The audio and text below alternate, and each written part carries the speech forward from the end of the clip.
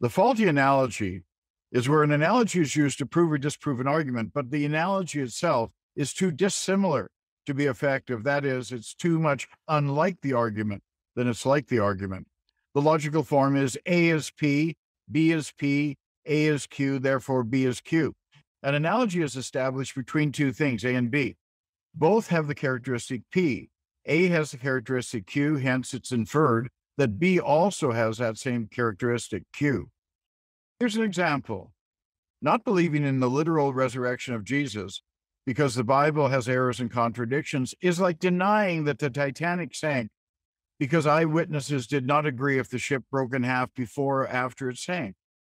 This is an actual analogy used by a Christian debater who usually appears to value reason and logic a bit more. There are several problems, of course, with this analogy. First of all, the Titanic sank in recent history. Secondly, we know for a fact that the testimonies we have are from actual eyewitnesses. And thirdly, we have physical evidence of the sunken Titanic. Me and the boys wish to thank you for hanging on to this stuff for us. Thanks.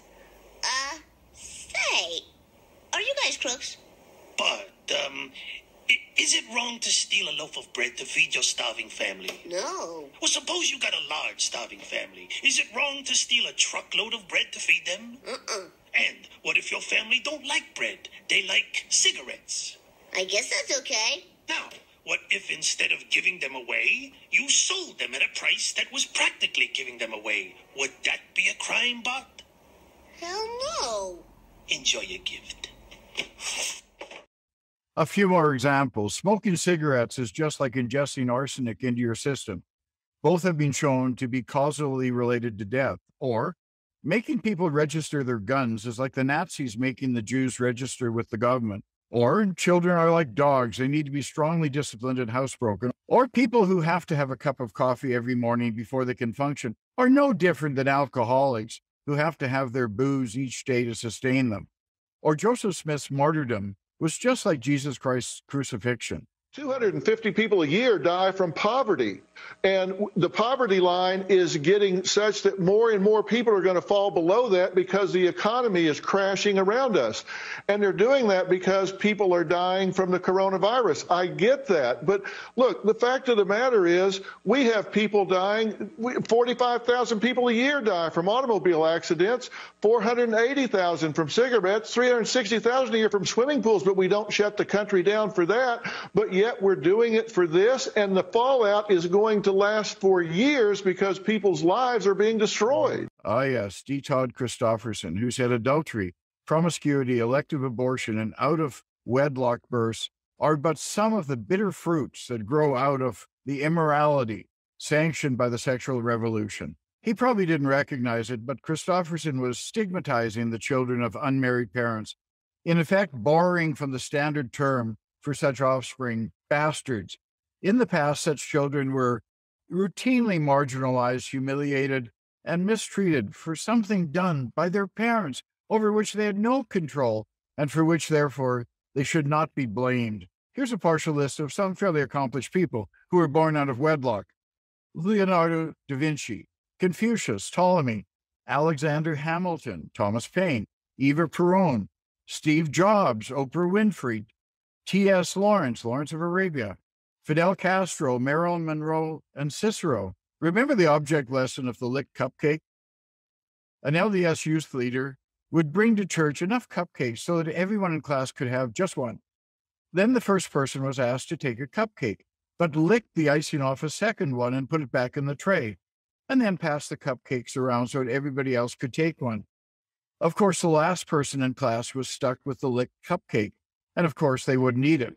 The licked cupcakes is the chastity lesson, always representing females. In young women's, the girls were taught that no one wants a cupcake already licked by someone else. So don't let boys lick your cupcake, or no one will want you. J. Reuben Clark, first counselor in the first presidency, in the April 1943 General Conference said, "We stand for a single standard for chastity. For boys and for girls, we look upon unchastity as a sin next to murder." Mark E. Peterson, apostle, said in October of 1968, "To understand the true dignity of man, we must accept the highest state of women. Every girl and woman is a daughter of God. She has within her the spark of divinity. She has been given one of God's greatest creative powers, the ability to bring forth human life. Recognizing her as a co-creator with God, will any of us attempt to seduce her, to defile her, to abuse her? Identifying her as a daughter of God and a co-creator of life with him, do we not see why the Almighty places sex sin next to murder in the category of crime? As most of us know, Mormonism teaches that consensual sexual sin, especially adultery, but also fornication, premarital sex, and masturbation, is the sin next to murder. This is based primarily on Alma 39:5, which states, "Know ye not, my son, that these things are an abomination in the sight of the Lord? Yea, most abominable. Above all sin, say it be the shedding of innocent blood, or denying the Holy Ghost." Are there not more serious crimes than sexual sins? How about child sex abuse? Or the torture of another human being? How about rape? How about a Mormon bishop telling a 10-year-old girl that they're immoral? Or causing a confused teen to feel so worthless that they commit suicide? Spencer W. Kimball said, "Your sin is the most serious thing you could have done in your youth, this side of murder." Joseph F. Smith said, "Whoever sheddeth innocent blood, by man shall his blood be shed, thereby God has given the law." Life is an important thing. No one has the right to take life unless God commanded it. The law of God as to the violation of the marriage covenant is just as strict and is on a parallel with the law against murder, notwithstanding the former is not carried out. Harold B. Lee said, "Satan is trying to inflame those people to engage in sexual relations outside of holy wedlock. The sin which the Lord has said is next to murder in seriousness." And Ezra Taft Benson said, "Immorality is next to murder in God's category of crime, and always brings with it attendant remorse. A person cannot indulge in promiscuous relations without suffering ill effects from it. He cannot be wrong and feel right. It's impossible." I think he also said, if the person that you're having sex with is a communist, it's worse than murder. No, I think I made that up. The mistake. An argument from analogy tries to establish something about an unknown or contested case from something about a known or uncontested case. The rationale is that if you can establish that a certain thing holds for the uncontested case, you can infer that something similar holds or is similar to the contested case. The comeback, of course, is that since your opponent's argument rests on the apparent similarity of the cases, you need to show that the cases are, in fact, dissimilar. The slippery slope. The fault is that when a fairly minor event is suggested to lead to a more significant event, which in turn leads to an even more significant event, which will in turn lead to an even more significant event, etc., until an extreme event is reached, and where the connection of each event is not only unwarranted, but with each step becomes less and less probable. An example is, if we allow gays to marry, the next thing you know, people will want to marry farm animals or even inanimate objects. Who knows where it'll end? The logical form is if A, then B, then C, etc., until Z. When your cable company keeps you on hold, you get angry. When you get angry, you go blow off steam. When you go blow off steam, accidents happen. When accidents happen, you get an eye patch. When you get an eye patch, people think you're tough. When people think you're tough, people want to see how tough. And when people want to see how tough, you wake up in a roadside ditch. Don't wake up in a roadside ditch. Get rid of cable and upgrade to DirecTV. Call 1-800-DirecTV. Every form of homosexuality is sin. Pornography is one of the approaches to that transgression. There is no halfway. Some people are ignorant or vicious and apparently attempting to destroy the concept of masculinity and femininity. More and more girls dress, groom, and act like men. More and more men dress, groom, and act like women. The high purposes of life are damaged and destroyed by the growing unisex. God made man in his own image. Male and female made he them. With relatively few accidents of nature, we are born male and female. The Lord knew best, Certainly men and women who would change their sex status will answer to their Maker. Thomas S. Munson said, if you let gays marry, what's next? A bisexual marrying a man and a woman? A man marrying a hedgehog? With his deceptions and lies, the adversary will lead you down a slippery slope to your destruction if you allow him to do so. You will likely be on the slippery slope before you even realize that there's no way to stop. You've heard the messages of the adversary. He cunningly calls, just this one won't matter. Everyone is doing it. Don't be old-fashioned. Times are changing. It can't hurt anybody. Your life is yours to live. The adversary knows us, and he knows the temptations, which will be difficult for us to ignore. How vital it is that we exercise constant vigilance in order to avoid giving in to such lies and temptations. Great courage will be required as we remain faithful and true amid the ever-increasing pressures and insidious influences with which we're surrounded and which distort the truth, tear down the good, and attempt to substitute man-made philosophies of men. Nothing seems to have drawn the unwavering interest of the brethren, however, than the evil scourge of masturbation. It's interesting, however, that prior to the 1950s, there was virtually no church literature, let alone official prophetic or revelatory church statements, specifically mentioning its practice. Yes, there were some discussions among the brethren on the subject in the late 19th century. Minutes from the private 1870 School of the Prophets leadership meetings, limited only to the top Mormon officials, show that the apostle Lorenzo Snow shared his opinion that plural marriage would tend to diminish this evil self-pollution. The following year, again in the minutes recorded, Apostle David Wells stated, a great many of our young men are abusing themselves by the habit of self-pollution. He shared with those in attendance that this was one great cause of why so many of our young men are not married, and it's a great sin and would lead to insanity and a premature grave. Joseph Smith himself chose not to speak on the subject. However, he did say, I frequently fell into many foolish errors and displayed the weaknesses of youth and the foibles of human nature, which, I'm sorry to say, led me in diverse temptations, offensive in the sight of God. This admission, as well as his very healthy libido, was likely, at least in part, what this adolescent farm boy was referring to. Strangely, after a century of relative silence, it wasn't until the mid-20th century, when modern science had conclusively demonstrated that masturbation was harmless and had come to consider it, if anything, an important component of healthy sexual development, that the Mormon leadership turned their focus to it. The church's attitude towards masturbation have since had its own unique evolution, not only reverting to the disproven 19th century views on the health dangers of masturbation, but also by establishing it as a grievous sin. When Dr. Alfred Kinsey published Sexual Behavior in the Human Male in 1948, followed in 1953 by Sexual Behavior in the Human Female, both of which reached the top of the bestseller lists, the church took notice. It was Kinsey's statistics on the behavior of college students which resulted in a reaction at the Mormon-owned Brigham Young University. In October of 1953, University President Wilkinson, alarmed by the implications of Kinsey's reports, appointed a faculty committee to determine if the school's sex education program was providing a strong enough defense of chastity. At least 2 faculty committees were appointed to address the masturbation problem.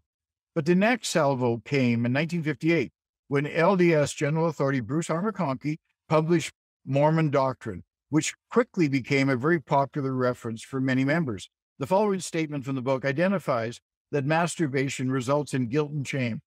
And I'm quoting McConkie now. An individual may go to a psychiatrist for treatment because of a serious guilt complex and consequent mental disorder arising out of some form of sex immorality, masturbation, for instance. It's not uncommon for some psychiatrists in such situations to persuade the patient that masturbation itself is not an evil, that his trouble arises from the false teachings of the church, and that therefore, by discarding the teachings of the church, the guilt complex will cease and mental stability will return. In this way, iniquity is condoned, and many people are kept from complying with the law whereby they could become clean and spotless before the Lord, in the process of which they would gain the mental and spiritual peace that overcomes mental disorders. With this statement, McConkie confidently defined the new Mormon doctrinal policy that mental disorders for masturbation guilt can be overcome by sexual abstinence, while at the same time dogmatically invalidating the scientifically proven therapeutic treatment of the psychiatric profession. In 1969, Apostle Spencer Kimball, later to become the church president and prophet, published additional new statements that further defined and added to the Mormon masturbation policy. While masturbation is not mentioned either in the Bible or Book of Mormon per se, the absence of scriptural authority was irrelevant to Kimball, who said that no one rationalized their sins on the excuse that a particular sin of his is not mentioned nor forbidden in Scripture. In addition, he stated his opinion that sexual orientation can be socially changed rather than it being a biological phenomenon. He also said that masturbation often leads to total homosexuality. Done in private, it evolves often into mutual masturbation, practiced with another person of the same sex, and hence total homosexuality. Where does he get this practice with another person idea? His book, Miracle of Forgiveness, again, not an official publication of the church, certainly bore the irreproachable authority of apostolic opinion. Like McConkie, he too states that religious authority supersedes and nullifies the empirical research of health professionals. Many would-be authorities declare that masturbation, is natural and acceptable, and frequently young men I interview cite these advocates to justify the practice of it. To this, we must respond that the world's norms in many areas depart increasingly from God's law. The church has a different, higher norm. In the midst of World War II, an official statement by the First Presidency of the church, made during a general conference, told youth that they were better off dead than sexually unclean. Undoubtedly, this statement was primarily intended to keep departing servicemen abstinent from sexual intercourse while over there, but it did not distinguish any form of sexual misbehavior. Therefore, it would include masturbation, since masturbation is certainly considered unclean sexual behavior by Mormons. The official LDS church magazine, The Improvement Era, printed the following excerpt from the message of the First Presidency in an article titled, "Be Ye Clean." Sexual purity is youth's most precious possession. It's the foundation of all righteousness. Better dead clean than alive unclean. In 1972, the Boy Scout Handbook was updated to reflect the current health information on masturbation. The updated edition stated, many young men like to masturbate. People used to think this causes weakness, insanity, and other physical or mental problems. Doctors today agree that it doesn't cause any of these, and it's really part of growing up sexually.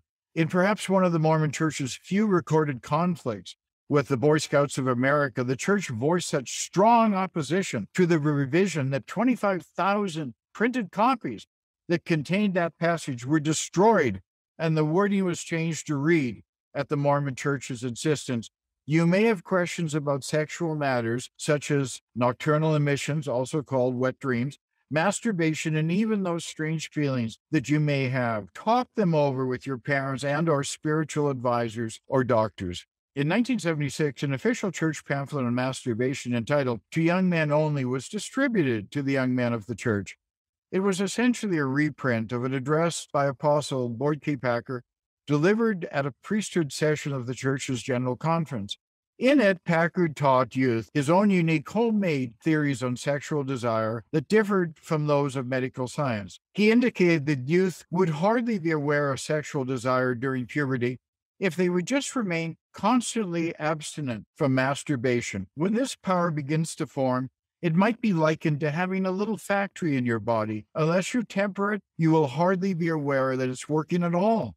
The above statements clearly show that the Mormon Church during that period began teaching that masturbation is a causal factor in sexual desire and in depression.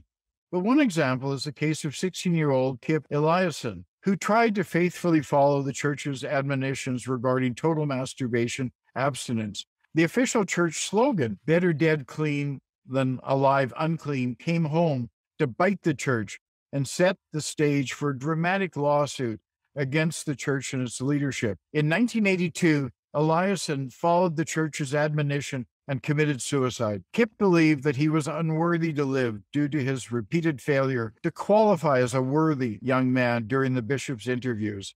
In Kip's tragic suicide note, he expresses his feelings of self-loathing. and self-hate for failing to live up to the church's standards of total masturbation abstinence. And I'm quoting, "Dear Dad, I love you more than words can say. I would stay alive only for you, for I really only have you. But it isn't possible. I first must love myself, and I do not. The strange feelings of darkness and self-hate overpower all my defenses. I must unfortunately yield to them. This turbulent feeling is only for a few to truly understand. I feel that you do not compare, hence the immense feelings of self-hatred I have. This is the only way I feel I can relieve myself of these feelings now. Carry on with your life and be happy. I love you more than words can say. Your son, Kip." For suicidal LDS youth struggling with abstinence, could there not be a more endangering message than the Mormon doctrinal slogan, "Better dead clean than alive unclean"? Parenthetically, when I search Ballard on masturbation on Google, it brings up a Mormon porn site. Mark E. Peterson was able to come up with 10 steps to overcome masturbation. Number 1, never touch the intimate parts of your body except during normal toilet processes. If your little factory itches, try rubbing yourself against a tree or a park bench. I added that part. Avoid being alone as much as possible, and don't associate with other persons having the same problem. Break off those friendships. Remember what Spencer W. Kimball taught. Masturbation leads to mutual masturbation, which leads to bestiality, and finally, full-blown homosexuality.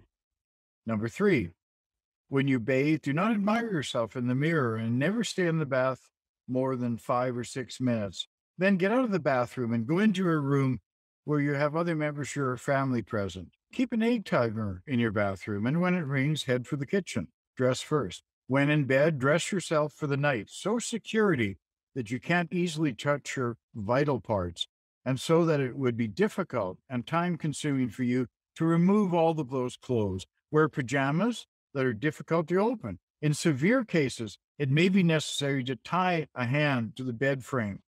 If you find it hard to tie yourself to the bed, ask your roommate or your mom for help. Number 5, if the temptation seems overwhelming while you're in bed, get out of bed and go into the kitchen and fix yourself a snack. So that's why there's so many fat Mormons. When the temptation to masturbate is strong, yell, "Stop!" Exercise some discretion when in restaurants, on buses, or in crowded theaters. Number 7, consider an effective technique called aversion therapy. The boys down at BYU have done wonders supplying electricity to male genitals.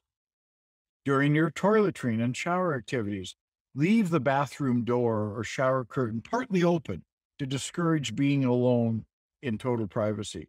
This can also lead to a new relationship with mall security. Number 10, arise immediately in the morning. Don't lie in bed or wait. No matter what time of day it is, get up and do something. But make sure that something isn't you know what. I went to Fair Mormon's site to view their discussion on the topic of masturbation, and this was the answer that they provided. This is where neurochemistry comes in.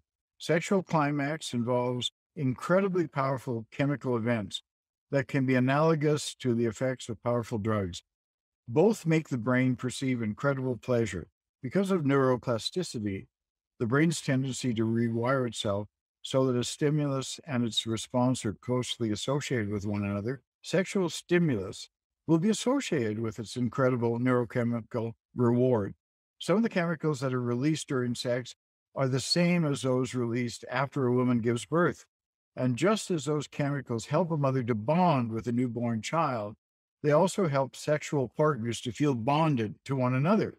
But when sexual stimulus comes in the form of masturbation, completely devoid of the sharing and vulnerability and complementarity of marriage, then the brain can become wired so that it is primarily masturbation that produces the reward, and an individual can become increasingly unaware or unable to sexually respond to their spouse. Masturbation and intercourse are simply different. One who masturbates frequently, a very direct knowledge of what actions bring pleasure most effectively. It can be difficult or impossible for a spouse to reproduce the pleasure that a masturbator has learned how to produce on his or her own.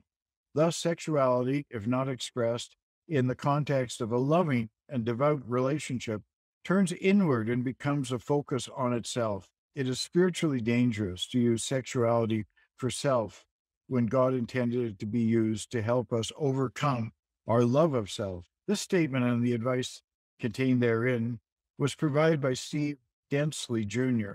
Brother Densley graduated with honors, nonetheless, from Brigham Young University with a combined bachelor and master's degree in public policy and political science. Should young people get their medical advice from a poli-sci major? Well, it could be worse. He could have had a degree in mechanical engineering. Reductio ad absurdum. The fault? This fallacy demonstrates a form of argument in which a proposition is disproven if one follows its implications logically to its absurd conclusion.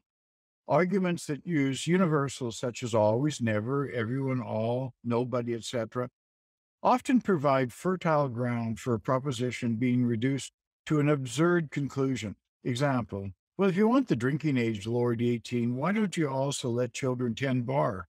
The logical form is we assume that A is true, and from this assumption, we deduce that B is true. Also, we reduce that B is false. Thus, A implies both B and not B, a contradiction, which is necessarily false. Therefore, A itself must be false. Dr. Michael Coe, a renowned non-Mormon scholar, has said, there is not one professionally trained archaeologist who is not a Mormon who sees any scientific justification for believing in the historicity of the Book of Mormon. When I posed the same question to fair Mormon, their response to me was, why would a non-Mormon archaeologist, anthropologist, or linguist have any interest in searching for any evidence proving the Book of Mormon? It should be obvious that any archaeologist, anthropologist, or linguist interested in the subject would themselves be Mormon. This is an example of reductio ad absurdum. As I've said before, by this reasoning then, it should be obvious that any historian interested in the Third Reich must be a Nazi, and anyone studying serial killers must themselves be one. The church's contention that there's no death before the fall is another example of reductio ad absurdum. There's overwhelming archaeological evidence of death having occurred on Earth for many millions of years. For example, oil deposits are formed from the decomposition of ancient plants and animals.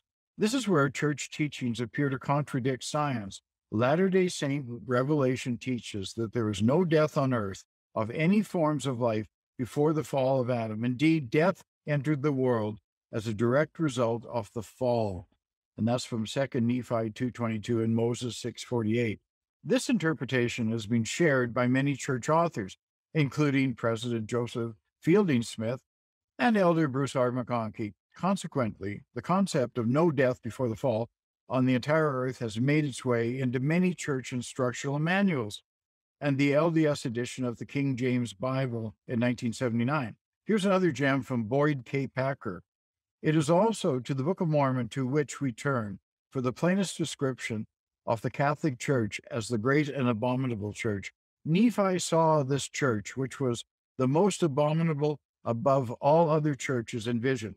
He saw the devil, that he was the foundation of it, and also the murders, wealth, harlotry, persecutions, and evil desires that historically have been a part of this satanic organization. And another particularly nasty one coming from Brigham Young. Shall I tell you the law of God with regard to the African race? If the white man mixes his blood with the seed of Cain, the penalty under the law of God is death on the spot. This will always be so. And another Mormon racist, George Fielding Smith, wrote, not only was Cain called upon to suffer, but because of his wickedness, he became the father of an inferior race. But I think the following statement by Boyd K. Packer has to be the all-time winner, showing the character and mean-spirited ignorance of so many of these arrogant men who call themselves apostles of the Lord Jesus Christ. I have a hard time with historians because they idolize the truth. The truth is not uplifting. It destroys. I could tell most of the secretaries in this church office building that they were ugly and fat. That would be the truth, but it would hurt and destroy them. How kind of you, Boyd. Another example of a reductio ad absurdum. Anyone in favor of the Equal Rights Amendment must be in favor of killing babies. Wanting to go to an after-grad party, the daughter says, all my friends are going, to which her father responds, well, if all your friends were going to jump off a bridge, would you do that too? Son to mother. The sign says we shouldn't pick the flowers, but if I pick just one, it won't hurt. Mother. If everyone was to take that attitude, then there'd be no flowers left for any of us.